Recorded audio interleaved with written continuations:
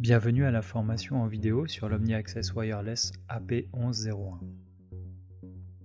À la fin de ce module, vous serez capable d'identifier les composants de l'AP1101, d'installer un réseau sans fil basé sur l'AP1101 et de décrire et de mettre en œuvre les différentes options de l'AP1101. Les bénéfices de cette formation. Cette formation s'adresse à toute personne en charge de l'installation de l'AP1101, sans prérequis particuliers, pour des déploiements simples ou d'autres plus avancés. Dans ce module, nous allons voir comment fonctionne l'AP1101 et comment la connecter à votre système.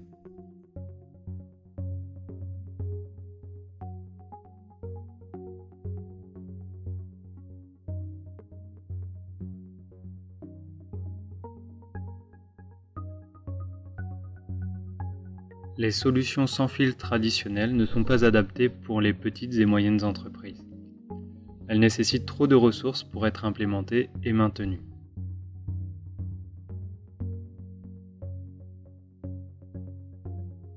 La solution basée sur les clusters utilisés par l'AP1101 résout ces problèmes. Vous conservez également le même niveau de fonctionnalité comparé à une solution basée sur contrôleur.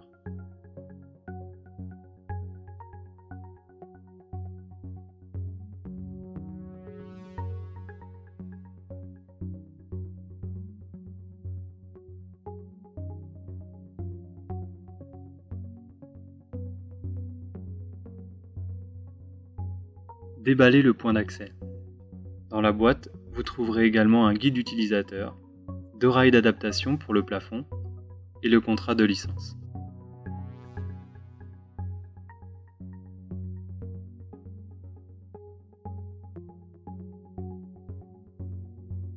Veuillez sélectionner le sujet que vous voulez étudier en cliquant sur le bouton correspondant.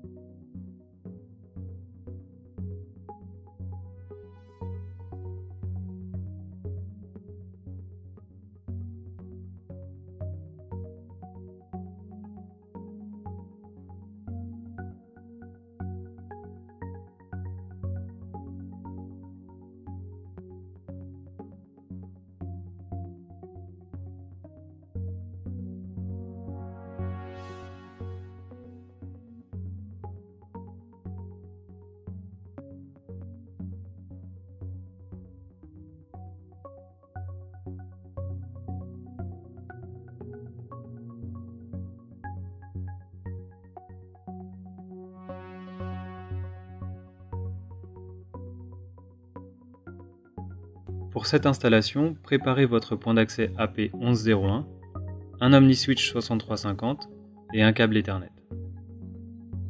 À l'aide du câble Ethernet, connectez le port Ethernet du point d'accès à un port de l'OmniSwitch 6350.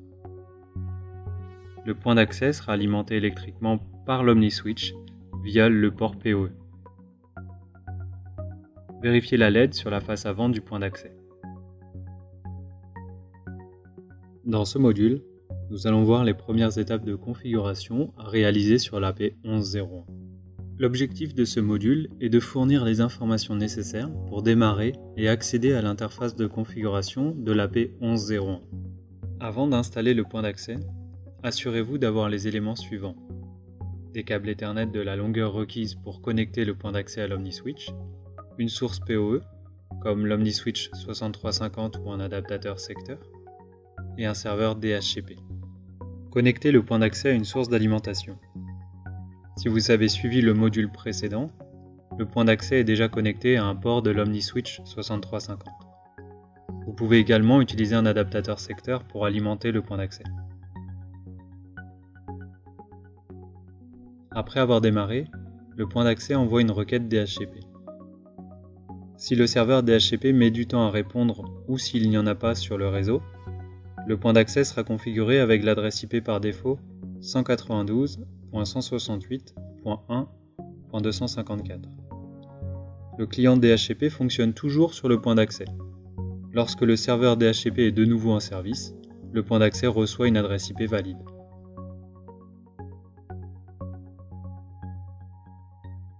Connectez l'ordinateur au réseau du point d'accès. Sur Windows, cliquez sur Connexion sans fil dans la barre des tâches. La boîte de connexion réseau sans fil apparaît.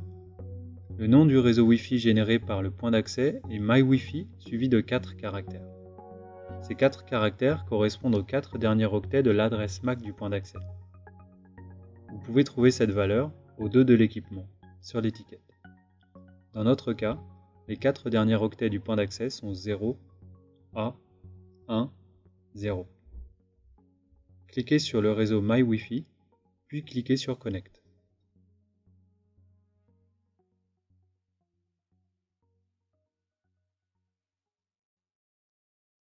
Dans ce module, nous allons aborder la configuration de base de l'AP 11.01. Les objectifs de ce module sont de fournir les informations nécessaires pour configurer le point d'accès pour la première fois et de créer 2 réseaux Wi-Fi, employé et guest. Ouvrez un navigateur internet et entrez l'URL http://mywifi.al-enterprise.com:8080. Si vous n'avez pas de serveur DNS dans votre réseau, entrez l'adresse IP du point d'accès, qui est par défaut 192.168.1.254, suivi de 2.80.80. Dans l'écran de connexion, sélectionnez l'utilisateur administrateur et renseignez admin pour le mot de passe. Vous avez atteint l'assistant d'installation. Cliquez sur Next. Pour plus de sécurité, vous pouvez modifier le mot de passe administrateur, changer et confirmer le nouveau mot de passe.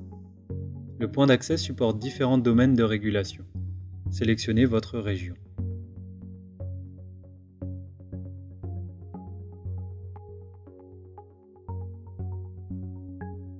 Un nouveau réseau de gestion peut être créé. Il remplacera le réseau MyWiFi. Créez le nouveau réseau appelé Management et entrez un nouveau mot de passe d'au moins 8 caractères. Ceci est la dernière étape de l'assistant d'installation. Ensuite, connectez-vous avec votre nouveau mot de passe. Un réseau employé est un réseau Wi-Fi classique. Il sera utilisé par les employés de l'organisation. Les méthodes d'authentification par mot de passe ou 802.1x sont supportées sur ce type de réseau. Un employé peut accéder aux données protégées d'une entreprise via le réseau employé après une authentification réussie. Dans la fenêtre WLAN, cliquez sur Nouveau. Cliquez ensuite sur Advanced pour configurer les paramètres avancés. Nommez le réseau comme employé. Vérifiez que le type de réseau est configuré comme employé.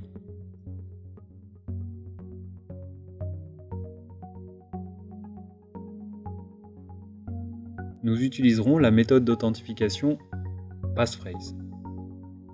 Configurez la passphrase et la confirmez.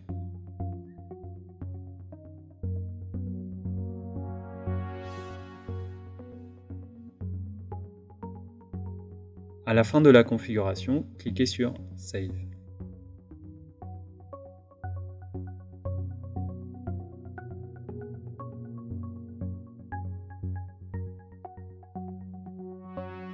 Le réseau sans fil Guest est créé pour les invités, les visiteurs, les sous-traitants et n'importe quel utilisateur non employé qui utilisera le réseau de l'entreprise. Les méthodes d'authentification basées sur la passphrase ou le portail captif sont supportées sur ce type de réseau. Typiquement, un réseau invité est non crypté, mais vous pouvez le changer lors de l'assistant de création. Dans la fenêtre WLAN, cliquez sur Nouveau. Puis, cliquez sur Advanced pour configurer les paramètres avancés. Nommez le réseau Guest, activez le portail captif et vérifiez que le type de réseau est configuré comme Guest. À la fin de la configuration, cliquez sur le bouton Save.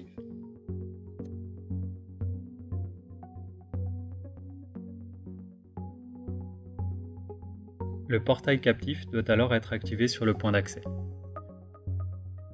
Naviguez vers le bas de la page, cliquez sur Accès et cliquez sur l'interrupteur correspondant au portail captif. Il s'affiche alors en vert. Cliquez sur Authentification et ensuite sur le bouton Add. Ajoutez l'utilisateur Guest dans la base de données interne du point d'accès.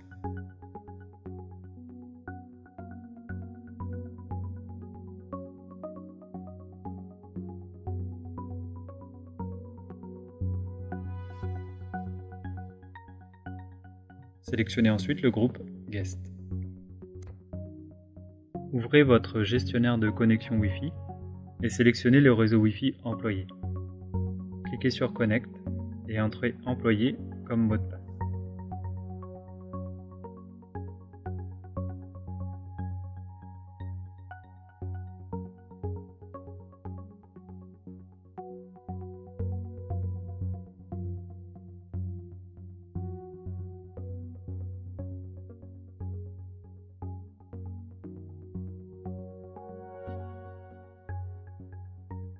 Vous êtes maintenant connecté au réseau demandé et vous pouvez aller sur Internet.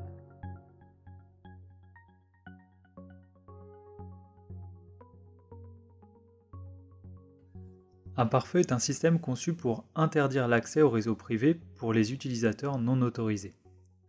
Pour cela, on définit dans le pare-feu des règles d'accès. Le pare-feu surveille ensuite les données entrantes et sortantes du réseau et bloque celles qui ne respectent pas les règles d'accès. Le pare-feu traite les paquets en se basant sur la première règle qui correspond. Pour créer une règle d'accès, cliquez sur Access, puis sur ACL. Ajoutez une nouvelle ACL et spécifiez la source et la destination.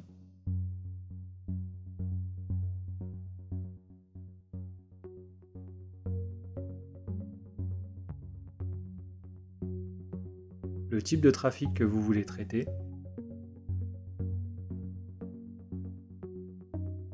et l'action, Accept ou Reject. Finalisez la création de l'ACL en cliquant sur le bouton Save.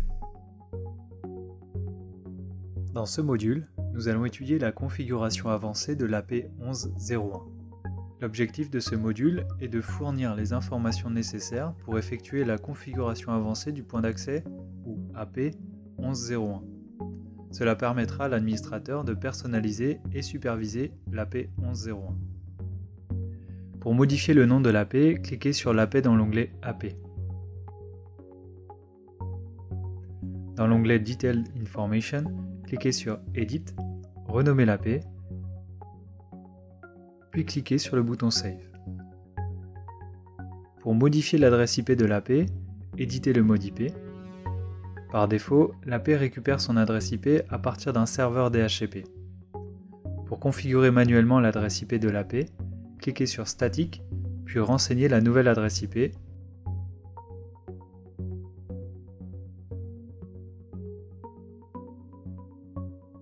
Le masque de sous-réseau et la passerelle par défaut.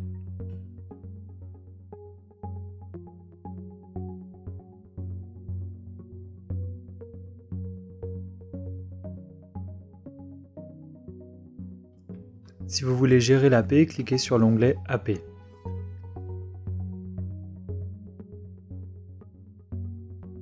Cliquez sur le lien CFG pour visualiser la configuration qui sera envoyée à l'AP.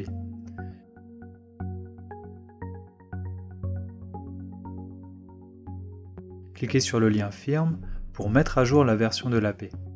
Vous pouvez sélectionner une version stockée en local en cliquant sur Image File ou une version stockée sur un serveur FTP en cliquant sur Image File URL. Cliquez sur l'icône Power pour redémarrer l'AP. Confirmez le redémarrage en appuyant sur OK.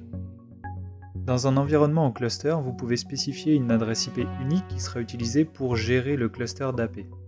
Cette adresse IP est automatiquement configurée sur l'interface virtuelle de l'AP qui prend en charge le rôle de contrôleur virtuel primaire. Pour spécifier un nom et une adresse IP sur le contrôleur virtuel, cliquez sur System, puis sur le lien General.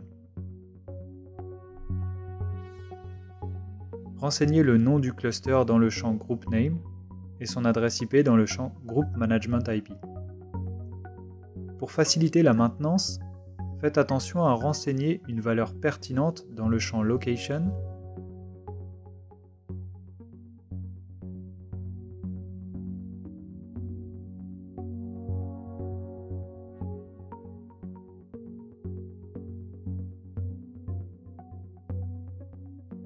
et donner au groupe un identifiant unique avec la valeur Group ID. Lorsqu'un SSID WPA ou WPA2 entreprise est utilisé, un serveur Radius externe est nécessaire pour l'authentification des utilisateurs. Cliquez sur le lien New dans l'onglet WLAN, puis sur Advanced pour configurer les paramètres supplémentaires. Nommez votre WLAN et sélectionnez Entreprise comme option de sécurité. Cela permettra de configurer le SSID en WPA ou WPA2 entreprise. Renseignez l'adresse IP du serveur Radius et la clé secrète dans le champ Auth Secret. Enfin, finalisez la création du Wi-Fi en cliquant sur le bouton Save. L'AP 1101 supporte l'authentification par portail captif pour les utilisateurs invités. Lorsque cette méthode est utilisée, une page web est affichée lorsque l'invité essaye de se connecter à Internet. Tout d'abord, confirmez que le Wi-Fi destiné aux invités utilise le type de réseau invité et que le portail captif est activé. Cliquez sur WLAN, éditez le Wi-Fi invité et vérifiez les paramètres. Ensuite, activez le portail captif sur l'ensemble de l'AP. Pour cela, cliquez sur le lien Access et activez le portail captif. Les utilisateurs doivent être créés dans la base de données interne. Cliquez sur Authentification, ajoutez un utilisateur dans l'onglet Account, donnez un mot de passe et fixez le rôle sur Guest.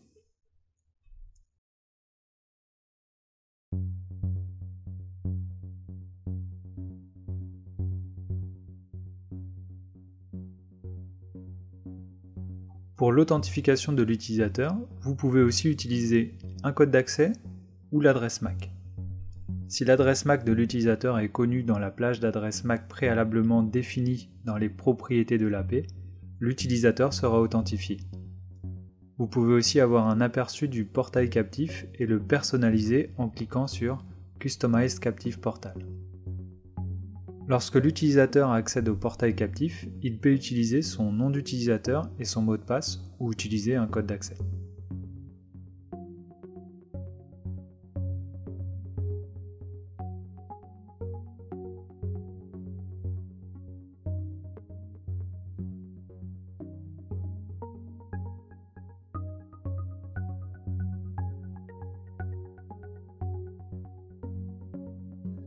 Un pare-feu est un système conçu pour interdire l'accès au réseau privé pour les utilisateurs non autorisés.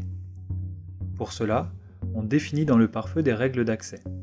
Le pare-feu surveille ensuite les données entrantes et sortantes du réseau et bloque celles qui ne respectent pas les règles d'accès.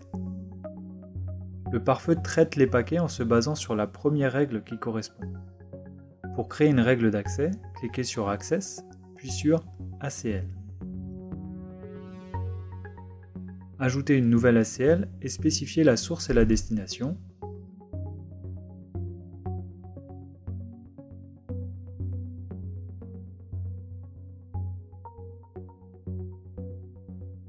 Le type de trafic que vous voulez traiter et l'action, Accept ou Reject. Finalisez la création de l'ACL en cliquant sur le bouton Save.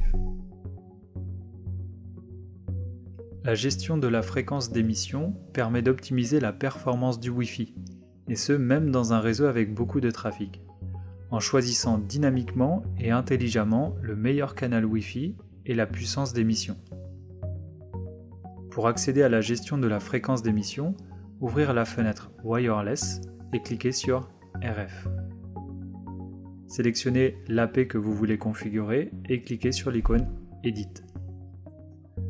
ACS correspond à la sélection automatique du canal et est activé par défaut. En désactivant cette option, vous pourrez configurer manuellement le canal de transmission. APC est le contrôle automatique de l'alimentation et est activé par défaut.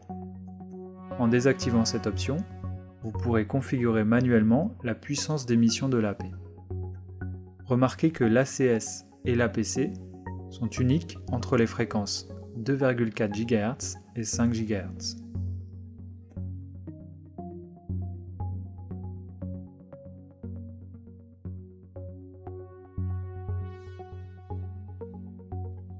L'une des fonctionnalités de sécurité les plus importantes est la détection d'AP espionnes ou AP interférentes. Ces types d'AP peuvent interrompre ou capter le trafic réseau. La fenêtre Rogue AP permet d'afficher une liste de l'ensemble des AP espionnes et AP interférentes qui sont détectées par votre point d'accès. Certaines des AP interférentes peuvent être des AP légitimes.